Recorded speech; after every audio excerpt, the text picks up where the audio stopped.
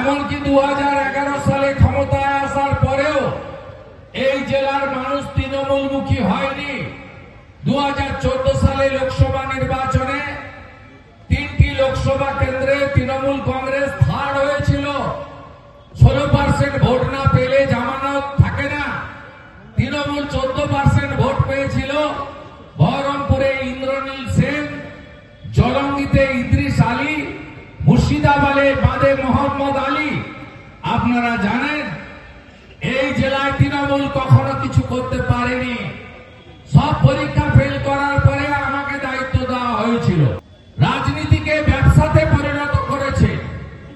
এই জেলাতে তৃণমূল কংগ্রেস সাম্প্রদায়িক রাজনীতির বীজ বপন করেছে।